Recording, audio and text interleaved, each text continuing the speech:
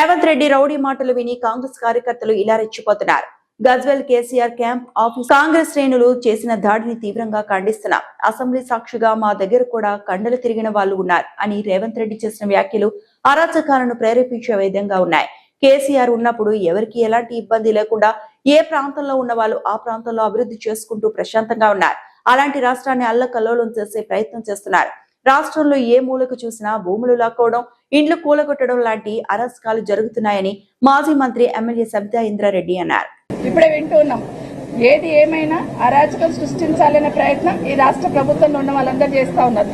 మొన్న గౌరవ ముఖ్యమంత్రి గారు అసెంబ్లీలో మాట్లాడుతున్నప్పుడు కౌశిక్ రెడ్డి గురించి మాట్లాడుతున్న సందర్భంలో మీరైనా ఒడ్డు పొదుగుంది మా వెనకాల కూడా ఉన్నారు చూడనే లెవెల్లో అసెంబ్లీలో మాట్లాడి కిందన్న సమాజానికి ఏ మెసేజ్ ఇచ్చిందనేది ఒకసారి ఆలోచించాలి. ఈరోజు గజ్వేల్ క్యాంప్ ఆఫీస్ మీద దాడి ఏదైతే జరిగిందో దాన్ని తీవ్రంగా ఖండిస్తూ ఉన్నాం. ఇది నిజంగా సమాజంలో అరాచకాన్ని సృష్టించాలనే ప్రయత్నమే, ఏదో ఒక రకంగా డిస్టర్బ్ చేయాలనే ప్రయత్నమే చేస్తున్నారు. తప్పకుండా ప్రజలు గమనిస్తూ ఉన్నారు. ఇప్పటికే రాష్ట్ర ప్రజలందరూ కూడా గమనించున్నారు. కేసీఆర్ గారు ఉన్నప్పుడు ప్రశాంతంగా ఎవరికి ఇబ్బంది లేకుండా ఎవరు ఎక్కడ ఏ ప్రాంతంలో ఉన్నారో ఆ ప్రాంతాన్ని అభివృద్ధి చేసుకుంటూ ప్రశాంతంగా ఈ రాష్ట్రాన్ని అల్లకల్లోలం చేసే ప్రయత్నం చేస్తూ ఉన్నారు.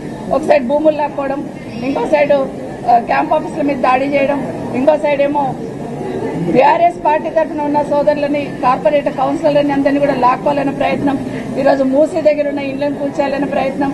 ఎక్కడ చూసినా కూడా ఈ రోజు నిజంగా తెలంగాణ తల్లి కన్నీరు పెట్టుకుంటుంది. ఏ మూలకు చూసినా అరాచకం, ఏ మూలకు చూసినా భూములు లాక్కోవడం, ఏ మూలకు చూసినా ఇండ్లు కూలగొట్టడం. ఏది వద్దు, అధికారం ఉందని ఒక అధికార మదంతో ప్రభుత్వం ప్రవర్తిస్తుంది. ఖచ్చితంగా తెలంగాణ రాష్ట్ర ప్రజలందరూ కూడా గమనిస్తా ఉన్నారు. వచ్చే కాలంలో తప్పకుండా బుద్ధి చెప్తారని కూడా తెలియజేస్తారు. మరిన్ని అప్డేట్స్ కోసం మా ఛానల్ ని సబ్స్క్రైబ్ చేయండి.